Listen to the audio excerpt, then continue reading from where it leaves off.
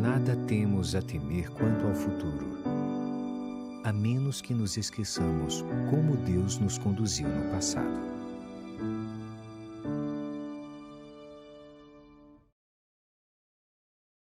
Olá, irmãos, a graça e a paz do Senhor para todos.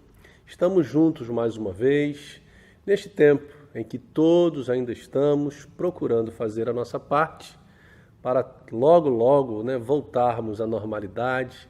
Temos orado, pedindo a Deus que abençoe o nosso povo, que abençoe aqueles que estão na linha de frente, nesse momento tão difícil que envolve a saúde de todos nós. Temos entendido que ficar em casa é o melhor. É por isso que estamos chegando até a tua casa através deste nosso momento de meditação na Palavra de Deus e de louvor ao Senhor. Venha conosco, que Deus abençoe você também. Quando tudo parece desabar, quando a vida parece não ter sentido,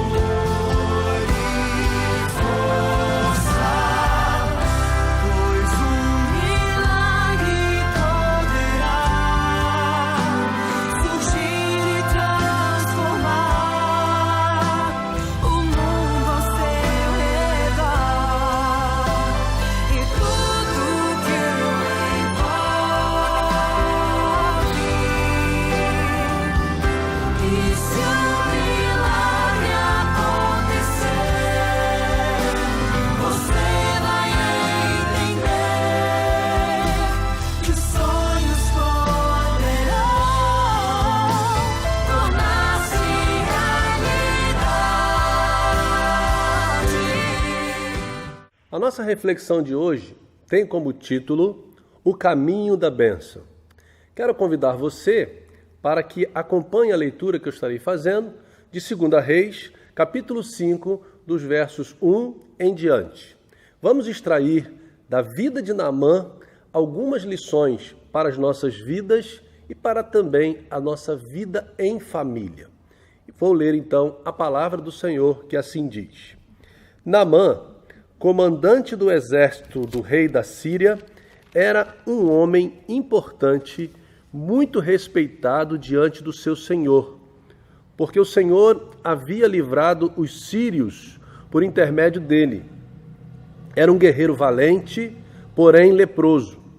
Numa das suas investidas militares, os sírios haviam levado cativa uma menina da terra de Israel, que passou a servir a mulher de Naamã.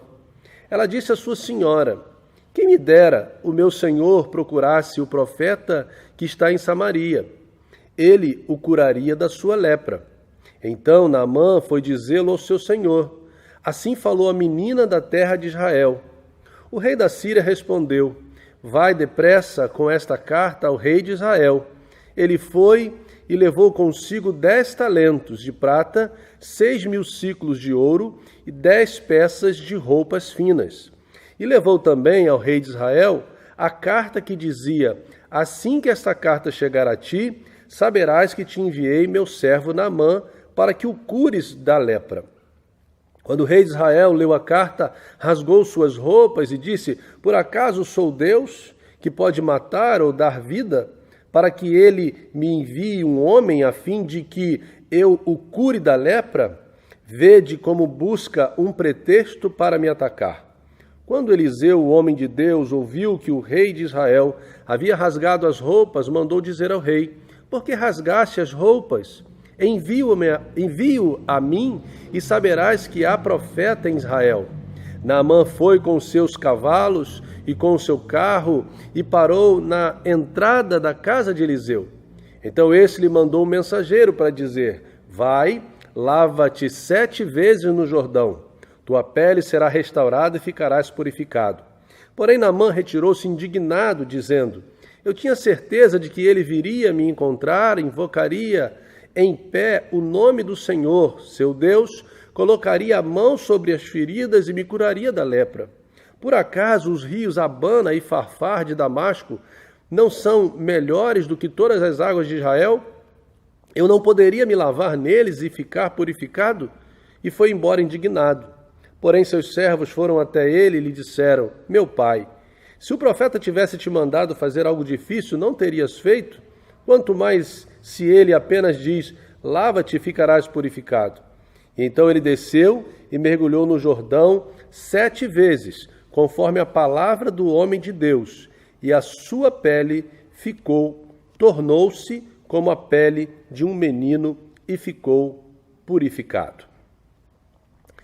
Que experiência! A vida tem suas surpresas. Viver por si só já é um risco. Basta um novo fato, uma nova notícia para tudo mudar. Nem sempre teremos o domínio sobre as circunstâncias que envolvem a nossa vida ou até mesmo o curso da nossa vida também em família. Porém, a maneira como reagimos, os valores que empregamos e as decisões que tomamos serão de grande parte responsáveis pela qualidade da nossa vida nos dias que sucederão. Essa é uma grande verdade que nós estamos vivendo nesses dias. De repente, tudo mudou. Quem poderia imaginar, no dia 31 de dezembro de 2019, que nós estaríamos agora vivendo esse final do mês de abril na situação que estamos vivendo? Tudo mudou e a pergunta que fica é: quais são os valores que estamos empregando? Quais as decisões que estamos tomando nesse momento? São esses valores, são essas decisões que, na verdade, serão responsáveis para, então, possamos viver os próximos dias. Se seremos felizes ou não, dependerá das nossas decisões. É por isso que nós precisamos focar naquilo que a palavra de Deus nos diz, nos exemplos que temos nela. Estão revelados, são, na verdade, pessoas como nós, mas que se tornaram verdadeiros mentores a partir do momento em que sua vida, suas ações estão reveladas na palavra do Senhor. Vamos olhar um pouco para Naamã, esse homem cujo nome tinha como significado gentileza, agradável, e sempre estou dizendo aqui que o nome tinha a ver com a personalidade da pessoa. Se isso se aplica também a Naamã, era uma pessoa muito agradável, gentil. Ele era comandante do exército sírio sob Ben-Hadad, o rei de Damasco, o inimigo declarado de Israel. Como cidadão sírio, Naamã adorava o deus Rimon, era totalmente idólatra, além de politicamente oposto a Israel. Por ser leproso, se fosse judeu, teria sido banido da sociedade, conforme está lá registrado em Levítico, capítulo 13, 14. Mas na Síria, isso não o impediu de conviver, de estar ali realizando algumas atividades. Interessante observar esse homem, que na rua era um valente guerreiro, um comandante respeitado, uma pessoa de grande reputação. Mas em casa, quando ele tirava a sua armadura, era simplesmente um homem comum, mas nesse caso, um homem leproso, como diz o texto no primeiro versículo. Um homem importante, um homem muito respeitado, um guerreiro valente, porém leproso. Em meio ao caos emocional e físico que abalara Naamã e, consequentemente, a sua esposa, ou seja, a sua família, houve uma palavra de esperança, uma repentina palavra de esperança de uma menina que era serva da esposa de Naamã. A menina que conhecia onde residia o poder de Deus na pessoa do profeta Eliseu.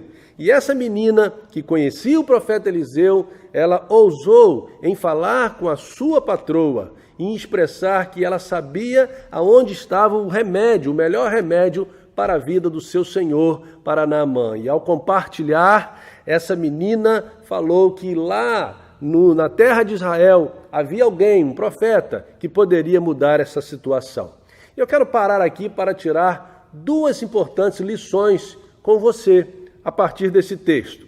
A primeira é que Naamã ele estava enfermo ele estava sofrendo, sua família estava sofrendo, e agora uma menina fala com a sua esposa acerca do profeta de Israel. E nós temos aqui duas lições importantes. A primeira é que nós precisamos aprender a ouvir as pessoas que querem o nosso bem. E nesse momento aquela menina ousou em compartilhar com a sua senhora onde estava o segredo para a restauração da vida de Naamã.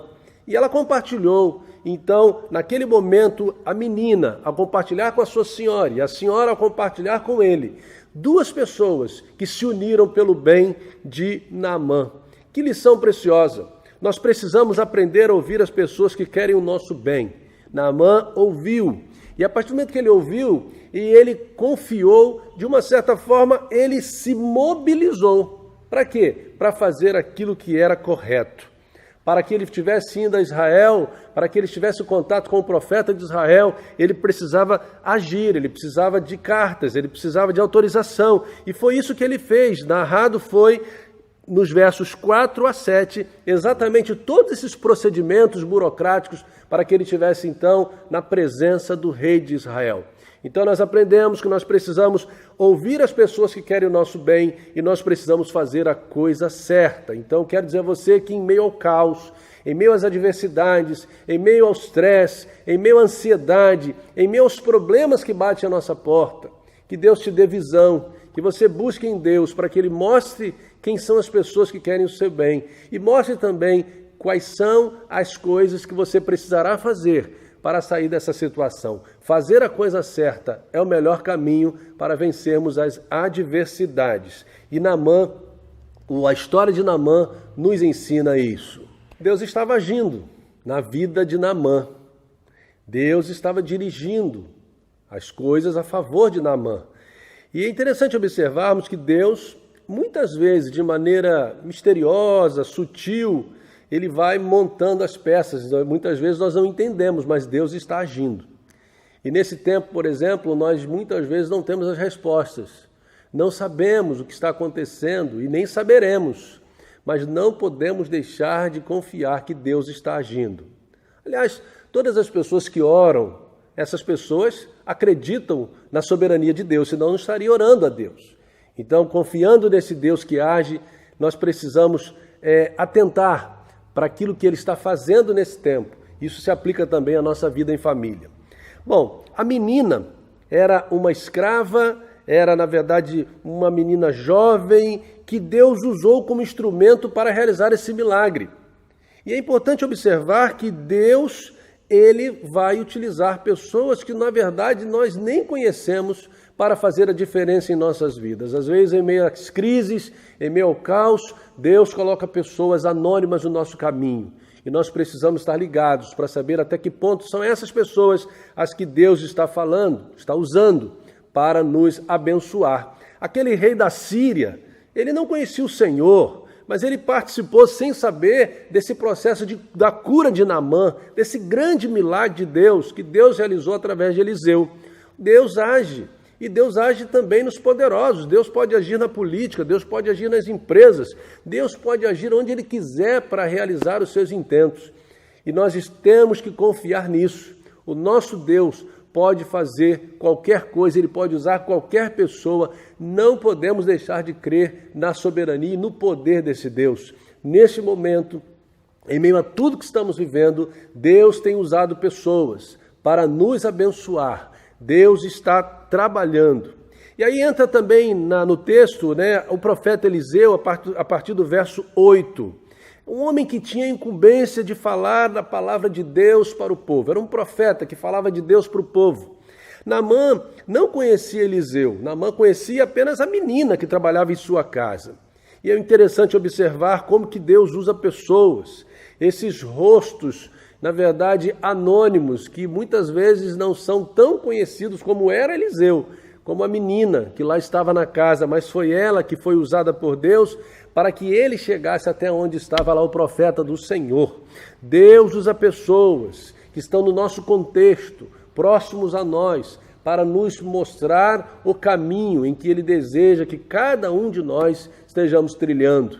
Deus fala na nossa casa, Deus fala através muitas vezes de um familiar, de um vizinho, da igreja, das pessoas que congregam conosco, do líder da sua igreja. Deus usa pessoas para nos abençoar. E aí nós observamos que quando Eliseu deu a ordem a Naamã, ele ficou desconfiado, ele imaginou que seria de um jeito e foi de outro. E aí entrou em cena os seus servos, né? Aqueles que falaram tranquilamente numa linguagem que atingiu a razão de Naamã. Como que eles foram simples em dizer para Naamã que ele deveria tentar, né? Carinhosamente eles falaram: meu pai, se o profeta tivesse te mandado fazer algo difícil, não terias feito. Naamã ouviu. Que lição importante, né? Quantas pessoas Deus usa para quebrar a nossa resistência e nos conduzir ao centro da sua vontade. E caminhando no centro da vontade de Deus é que nós vamos dar passos de fé e experimentaremos os milagres, as bênçãos que chegarão às nossas vidas, porque seremos obedientes ao que o Senhor há de nos ordenar. Estamos falando então de um homem que era um grande guerreiro, um homem respeitado na rua, porém dentro de casa. Quando ele tirava sua roupa de trabalho, ele demonstrava toda a sua fragilidade pela grave enfermidade. Esse homem ouviu então que havia em Israel um profeta do Senhor que poderia abençoar a sua vida e ele assim poderia ser curado. Ele foi até lá e agora diante desse profeta ele recebeu algumas orientações e ele num primeiro momento ficou meio receoso, mas ele ouviu os seus servos, fez o que o profeta mandou e ele então foi curado. Quantas lições nós podemos tirar através da experiência desse, que estava abalado juntamente da sua família, mas Deus realizou um milagre em sua vida. Eu quero então trazer para você algumas lições para então concluirmos essa reflexão de hoje. A primeira delas é o seguinte: não permita que as suas expectativas sejam maiores do que a forma de Deus agir. Observe muito bem que ele, quando foi ter um contato com Eliseu, ele imaginou uma cena que, na verdade, não foi aquilo que aconteceu na prática. Não foi aquilo que Deus mandou Eliseu fazer. Eliseu apenas deu uma ordem para que ele estivesse indo até o rio e pudesse ali mergulhar, e assim ele seria purificado. Porque as coisas não aconteceram do jeito que ele imaginou, ele agora estava achando que Deus não estava no controle. Nós precisamos aprender, porque esse foi um momento decisivo na vida de Naamã. Se ele voltasse daqui, o milagre não teria acontecido. Portanto, não permita que suas expectativas sejam maiores do que a forma de Deus agir. Nesse momento em que estamos vivendo, talvez nós todos estejamos tentando obter as respostas, nós estamos tentando fazer as coisas do nosso jeito. Calme, deixe Deus agir. Procure o discernimento do Senhor, continue orando, continue fazendo a sua parte, continue cumprindo aquilo que estiver no seu alcance. E conforme Deus for orientando, vá obedecendo ao Senhor, vá respondendo ao Senhor, porque Deus há de realizar grandes milagres também nesse tempo. É interessante observar uma outra lição, que todo milagre revela detalhes que testarão a nossa fé. Veja que ele então foi orientado a simplesmente se lavar 7 vezes no Jordão. E ele, naturalmente, ele conhecia outros rios que ele talvez achava, e ele achava bem melhores do que o próprio Jordão. Mas a ordem do profeta foi para que fosse no Jordão e 7 vezes ele mergulhasse. Foram detalhes que, na verdade, estavam testando a fé de Naamã. Ele poderia se lavar em outros rios? Poderia, mas o milagre não aconteceria, porque a ordem do Senhor foi para que ele estivesse mergulhando no Jordão. Precisamos aprender e precisamos colocar isso em prática também nas nossas vidas. Todo milagre revela detalhes que testarão a nossa fé. Uma outra lição é que Deus tem suas próprias maneiras de nos alertar e nos conduzir à obediência. E nesse caso, Deus usou quem? Aqueles homens, os servos de Naamã, que caminhavam com ele, que simplesmente falou para eles o que ele deveria fazer. Deus sempre vai tentar nos alertar quando nos desviamos, quando não queremos fazer o que ele determina. Muitas vezes as famílias estão em crise, os casais não se entendem. Por quê? Porque eles estão fora dos propósitos de Deus, não estão obedecendo a palavra de Deus, e Deus vai usando formas, suas maneiras diversas de nos alertar. Como aqui ele usou aqueles servos que eles falaram carinhosamente para Naamã: meu pai, vai lá, faz o que ele mandou você fazer, só porque não é uma coisa difícil, o senhor está menosprezando. Quantas e quantas vezes é o que acontece conosco. Nós não experimentamos uma vida melhor, nós não vemos a nossa família crescendo no Senhor ou no relacionamento uns com os outros. Por quê? Porque esperamos coisas difíceis, complexas e ignoramos os alertas do Senhor. Uma outra lição que esse texto ainda nos propõe, no próprio versículo 14, é que agir conforme a palavra de Deus sempre será o melhor a ser feito, mas nem sempre será o mais fácil. Então ele vai lá, ele desce 7 vezes, ele mergulhou conforme a palavra de Deus. E alguém pode dizer: foi fácil fazer isso. Não foi, porque ele teve que vencer os seus próprias crises, o seu próprio preconceito, a sua própria mente, naquilo que ele já tinha esquematizado que seria do jeito. Então ele teve que vencer tudo isso para agir conforme a palavra de Deus. Pode não ser fácil agir conforme a palavra de Deus, mas sempre será o melhor. Nós precisamos colocar isso em prática dentro das nossas casas. Precisamos colocar em prática os valores de Deus para a nossa casa, a nossa família. Talvez seja esse um momento importante para você reunir a sua família na sua casa, não perder essa oportunidade de colocar as coisas nos seus devidos lugares e fazer com que a vontade do Senhor prevaleça nos relacionamentos, a começar pelo marido, pela esposa, se estendendo aos filhos, tudo voltando-se para a palavra do Senhor. E eu quero então concluir como última lição, é que nós precisamos valorizar os homens e as mulheres de Deus dentro e fora da nossa casa. Observe que Deus começou a trabalhar na vida de Naamã com uma menina que conhecia o profeta do Senhor. E agora, quando ele chega na presença, ou próximo ao profeta do Senhor, ele então agora está diante daquele que Deus usaria, que deu a ordem para que acontecesse na vida dele um grande milagre. Se ele tivesse ignorado a voz da menina, se ele tivesse ignorado aquilo que o profeta mandou que ele fizesse, nada teria acontecido na vida dele. Quantas e quantas pessoas nesses tempos estão sofrendo, não mudam de vida, não conseguem achar o caminho da bênção, porque ignoram aqueles que falam em nome de Deus, mulheres e homens de Deus, pessoas que eles têm levantado nesse tempo para fazer a diferença. Se você quer ser uma bênção, se você quer que sua família seja abençoada, não se voltem contra homens e mulheres de Deus.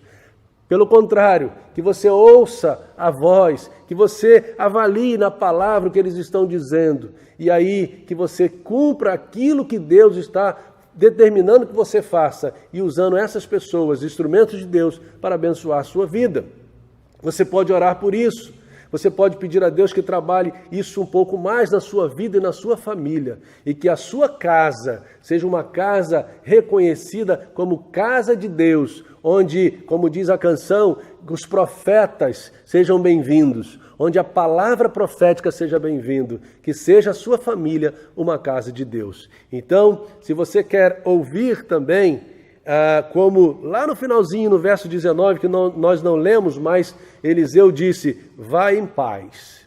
Se você quer ouvir isso em relação à sua família, se você quer que a sua família tenha paz, se você quer que o ir e o vir, o estar, seja um momento de paz, você precisa então confiar no poder de Deus. Ele tem bênçãos para a sua vida, ele tem bênçãos para a sua família, mas é preciso que você faça a sua parte, confiando plenamente nesse Senhor. Porém, Naamã foi esse homem, né? Um homem que nos ajudou, um homem que pode também ser o nosso mestre, a nos mostrar que temos uma parte a fazer para que Deus realize um milagre na nossa vida. Portanto, irmão, não tenha medo desse tempo, não fique demasiadamente preocupado, ansioso, né? Não fique aí estressado. Não, repouse no Senhor, dependa do Senhor, tome seus cuidados. Deus está no controle de todas as coisas. E se algo acontecer no inesperado, algo que fugir um pouco daquilo que você está acostumado a fazer ou a controlar,